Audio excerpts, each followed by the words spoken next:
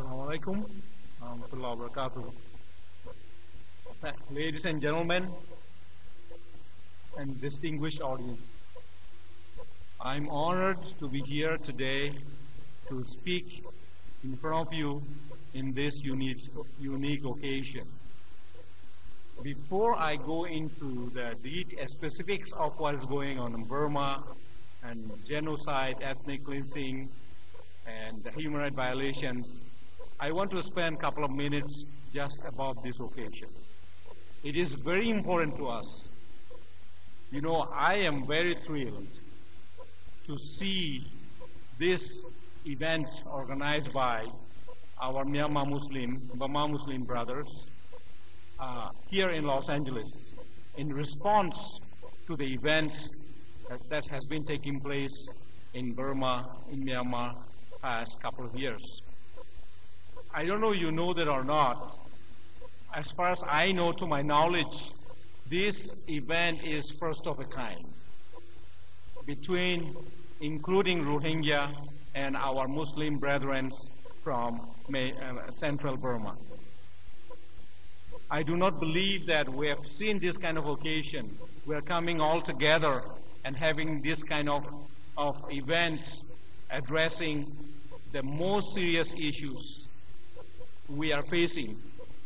The very vulnerable minority, Muslim minority existence is threatened, and we are speaking today. So what I want to say is, this event has a very profound meaning to me. It is a profound meaning, and this occasion, we Rohingya and the rest of us Muslim brothers and sisters came along for the first time. Although we have a common thread of religious link, cultural link, we have various ethnic background. But our common thread, our commonality has brought us together because we are all victims today. We are all victims at the different level. So we are here today, shoulder to shoulder, hand to hand, standing and asking for protection of our rights, protection of our lives, and protection of our properties and our faith in our homeland. So my question comes first, why now? Where were we since independence, since 1962, since 1965? Why it took so long, 50 plus years, to come together to this level for the protection we are seeking. As you know, our honorable speakers have spoken earlier, quite a number of them, that we were not, I'll be honest with you, I want to tell you the truth. I was born and raised in Burma. I went to college in Burma. I have Rakhine friends. I had Mama friends, roommates. I have Myanmar Muslim friends from Meitila. My roommate was from Meitila, Myanmar Muslim friends. You know, Myanmar government, military, particularly new-wing government, was very effective in divide and rule policy. They kept us apart significantly from between Rohingya Muslims and Myanmar Muslims, Burma Muslims, and our Panthe brothers and sisters and others from central Burma. Divide and rule. They have been successful. So we could have been much closer than we are today. Unfortunately, we came much closer today because of the violence being committed against us. This is unfortunate. This is unfortunate that so much bloodbath had to take place before we can come together. It would have been wonderful if we could come together like this without losing a single life, without any bloodbath.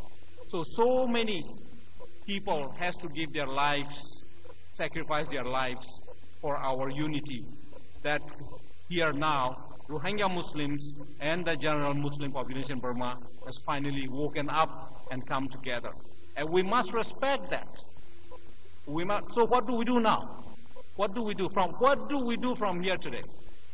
I came here giving a speech. All of us giving a speech. And then we go home.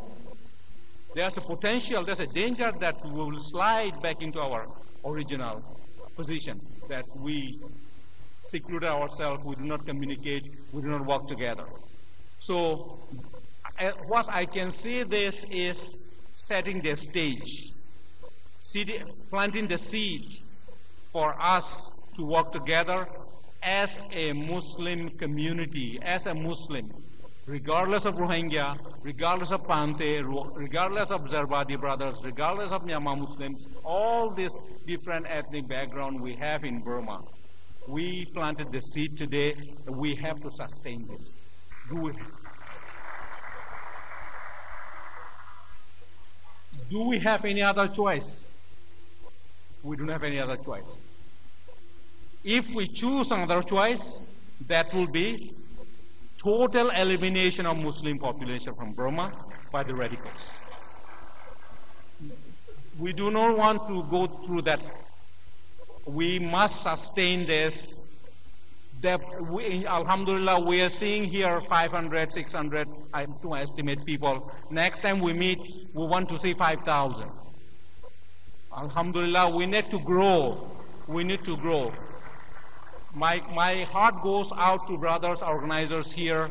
My hats off to them to taking this tremendous step. Now, they have given us the responsibility. We have to shoulder the responsibility. I was told by the brothers here yesterday that we have over 5,000 Myanmar Muslims in this country. So we have to look at them. We want to bring them together. We have an organization now. All walk of life from Burma, all ethnic minorities, including Rohingya and non-Rohingya Muslim brothers from Burma.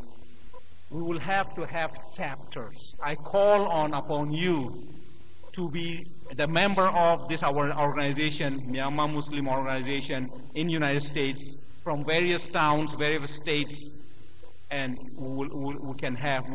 I advise that we'll have chapters. We will have LA chapters. We will have Los Angeles chapters, New York chapter, Miami chapter. We need to have a strong leadership. We want to have a strong leadership to consolidate us from various parts of the United States and become a force. This is a very important thing that I want to spend time on my short 15 minutes. Now, once we mobilize our community in this country, Myanmar Muslim community, their story does not end. We have to transcend this to inside Burma. As you know, how we can maneuver in this country freely with free speech, they cannot do that in Burma. It's much, much more difficult to organize an event like this, Myanmar Muslims in Burma, and have an event and then consolidate. It's too risky in Burma. So we may not have a strong leadership within Myanmar Muslim Burma as we can have here, because just for freedom. They do not have freedom, so they may be afraid. So we need to lead them. We will use individual connections, Skype, email, internet, telephone calls, to mobilize them to follow this model. We are not that close there yet. Unfortunately, both sides, on our Rohingya side and our non-Rohingya brothers in central Burma side, we are still have not communicated enough because of the means of communication is not there. So we really need to take a central role in bringing them together to the level that we are here today. I'm going to Rohingya issue now, ethnic cleansing issue, genocide issue a little bit from the perspective of Rohingya as well as Myanmar Muslims inside central Burma, in central Burma, Mikchila, Mandalay, other places. I want to say this first. I want to start with the Rohingya issue because the problem, this recent problem of ethnic cleansing, genocide, all this started from Rakhine State with the simple accusation of a rape victim, which was reportedly a setup, that rape case. The Rohingya issue, this ethnic cleansing issue, genocide issue, violation against human rights issue we are talking about starts Rohingya. What do Myanmar government say? What does radicals, the hardliners in Myanmar government say about when international community brings up this genocide and ethnic cleansing issue? They say, no, this is a border issue. This is a border issue. This is an immigration issue. What happened to the border? This is a porous border issue. Yes, I will tell you it's a porous border. Through these porous borders, no Bengalis are coming in. Bengali Rakhines are coming in. That is the porous border. You know, an estimated 80,000 Rakhine Bengali has entered and settled in Rakhine State and subsequently moved into central Burma. They are coming through porous border. That is the immigration issue. That's not the Rohingya immigration issue. You know, the Rakhine State, particularly Northern Rakhine State, as our respected guest earlier indicated, that one of the least developed region of the world. Austerity, economic hardship, violation of human rights. Which Bengali in the world would like to go there? Are they crazy? This is absolutely baseless, saying that there is a gold, they are pretending like Northern Rakhine is a gold mine, everybody is coming in. No, only only Bengali Rakhine from Bangladesh is moving in to grab the land from Rohingya and settlements as a Natala model villages. As Dr. Zani has indicated, border demarcation. Every border has artificial man-made demarcation of borders. In Rohingya area, the same thing. It's artificial. The Rohingya people, original people of that land, predates Burma.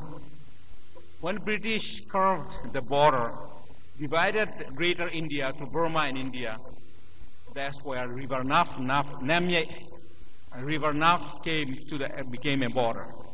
You know what Myanmar government, these radicals in Myanmar government said, look, these people are Bengali because they speak the same language other side. They have the same culture. That's the accusation is. But they do not realize that people on the other side, Bangladesh side, are also, they have their roots also Rohingya. That's why they speak similar language as Rohingya. You know, there was a violence took place, I believe, in 1924 against Muslims in Rakhine State. And a lot of people have been pushed north, went over the border. So if you go there in southern Bangladesh, the language they speak, those people have the roots in Rohingya. That's why they have Rohingya influence on them. That's why we are similar.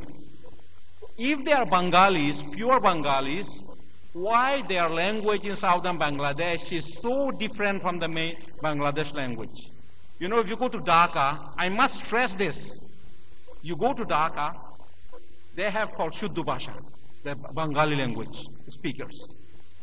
You ask them, you speak to them with the language from the southern Bangladesh, they will not understand a word.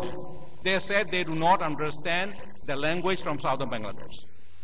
Okay. If that southern Bangladesh language is Bengali language, why wouldn't they not understand? It can be dialect, it will be different. So my point is, southern Bangladesh people there now has becoming Bengali, slowly Bangalization, because they lived there for so long, so many decades, centuries, but their roots are in Rakhine State, in Arakan, in Rohingya roots. That's why we have similarities, but we do not have similarities with Bengalis. Now, Bangalization of us. Bangalization of us. Why Burmese government and the radicals and hardliners are insisting that we are Bengalis? As Dr. Zani said, They want to eliminate our identity. They do not want us. When you say Rohingya to Myanmar government, Myanmar officials, they go crazy. They do not want the word Rohingya, even they don't want to listen to it, because this is identity crisis. It's identity issue. They do not want us to maintain our own identity. They want to eliminate the identity, so they are doing Bangalization. As I speak today, in Mount Obuti Dongsi, there are campaigns going on. The Myanmar officials are forcing the Rohingya population to write Bengali in the forms. They're beating them up. They are arresting them. The children are taken away. If parents can come to police station and then sign as Bengali and get them released. So this is not going to stop. It is not going to be stopped easily unless international community comes strongly on them. Use all our avenues to stop these serious violations that they are making all the Rohingya Bengali. So what they can do, they will eliminate our identity of ethnicity in Northern Rakhine State, and at a best case scenario, they could give some Rohingya citizenship, a best case scenario, through naturalization. If you look at the commission report, you will see that the government, if government is given the citizenship to Rohingya through naturalization, government will have the right to revoke it. If some people are selectively given the citizenship through naturalization, it will not last. They will take him back. A police officer can go and confiscate the citizenship card and ask for money, corruption. That will be a big mess. The bigger mess than today. If any Rohingya is given a naturalized citizenship using the term as Bengali. I'm not going to go into details of the atrocities taking place in Rakhine State, has been taking place in Rakhine State, most of you already know that. Among all the violations, those audience who may not be familiar a lot about what's going on, about the violations, the most critical issue right now is, among others, two-child policy. Why two-child policy? Ethnic cleansing, genocide. Simple math. You have two parents, two children, right? So population is stabilized. If there's a 1.5 million Rohingya, there's 800,000, there's another story. But there's a 1.5 million Rohingya, the 1.5 million Rohingya should stay 1.5 million. And then, when they stabilize the population, and then how do you get rid of them? Then you force them out to Bangladesh. You kill them. You force them out to the sea to Malaysia. So they need to put a cap. They need to put a cap to Rohingya population. Do not grow through two-child policy, and then it will be easy for them to eliminate. If they do not do that, if Rohingya population continues to grow like their population, the more you push out to Bangladesh or sea to Malaysia, Indonesia, Thailand, the more birth will take place. That's why they are doing forced abortions. They are doing two-child policies. The most serious issue we are facing today, among others, is this. Another way of stopping the population, reducing the population. Marriage. Rohingya people, if they want to have children, they will get married. So do not get married. So you will have that's the simple math they are doing. Whether is practical is another reason, another issue. But this is why they are banning the marriages. If they give the marriage certificate, you have to give money, thousands and thousands and thousands of US dollars, not the kid. There will be millions of kids. Forcing people out, simply. Nasaka itself is involved in human trafficking. It's documented. You go to Alitenjo beach, people are lined up, young men, ready to go to Malaysia and Thailand and Indonesia and now Australia. All protected, all those people are lined up by Nasaka. What they are doing, they have larger vessels in the ocean, smaller boats come to dock, and then people will board the smaller boats and go to the larger boats, and Nasaka is arranging that. So this is people pushing out. People are pushing out to Bangladesh. Still people are moving to Bangladesh at one family, two families, go to the refugee camps, staying there illegally. They cannot blend in because we go to Bangladesh, Rohingya goes to Bangladesh, they cannot blend in. They have to stay in refugee camp or isolated pockets because we are not Bengalis. We are Bengalis, we can mix with them. Travel restriction, another thing. If you know, travel restriction, Bengali Rakhinds are coming in, convicts, taking the lands from Rohingya, and they are settling there. Torching their villages. We have heard a lot last 2 years, torching the villages. These are the serious violations. So my point here, before I wrap it up, my question is, what is next? What do we do next? We will have to continue these efforts through all channels, all means, through, as Yusuf said, through your congressmen, through your elected officials, with the State Department, with United Nations, with European Unions, or at all level of international. You know, Myanmar government will not budge or single call. Malaysian government or Indonesian government or even ASEAN. One way Myanmar government is likely to budge, maybe we'll listen, is international community coming in concert all together at one time at a greater force, putting tremendous pressure. Not one here, one there, one there. It has to come all together. United Nations, State Department, White House, European Union will have to speak at the same time. OIC, ASEAN. Pressure will have to come on Myanmar government from all different angles. That's the only way they may budge. As President Thein Sein came to Washington, I went there, met with their delegation, I spoke to them, sat down with them. They are probably slowly going to respond if they see something in Washington. Obama has spoken about Rohingya. Obama has spoken about Myanmar Muslims. They're probably likely to respond. So we need to remind the government, U.S. government, White House, the State Department, Senate, House, elected officials here. We need to push them so they will go forward. We cannot stay silent. We have to be active on that. So what the next step is, we continue this seed planted today. We need to sustain this. We need to make a bigger effort. We have to have a strong coordination. We have to set up a system.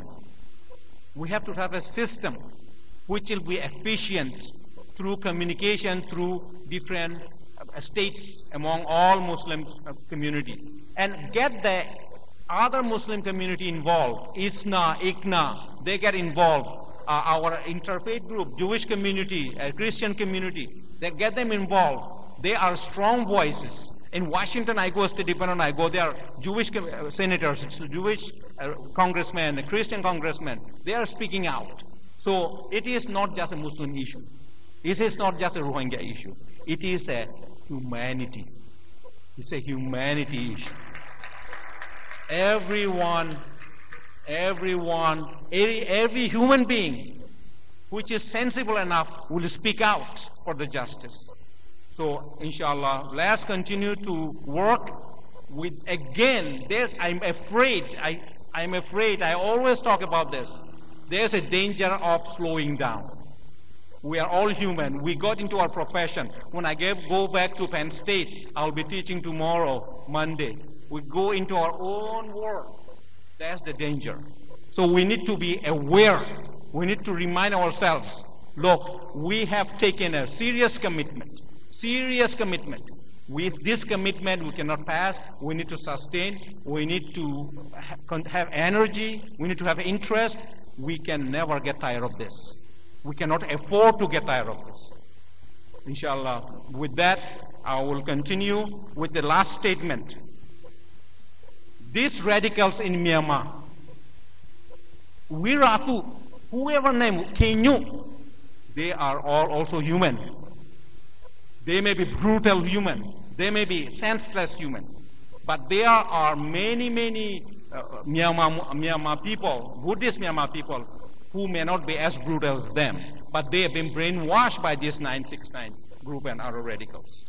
So what we need to do is, we also, our community, along with other communities, other faiths, doing interfaith dialogue, we can also educate Myanmar population through different means, that to have a society, a vibrant society, a tolerant society, a society of diversity, which is good for the country of Myanmar. So we need to communicate with various ethnic minorities and the Myanmar people, moderate voices, have dialogue with them, and then make the country as a diverse and prosperous Burma. Thank you very much.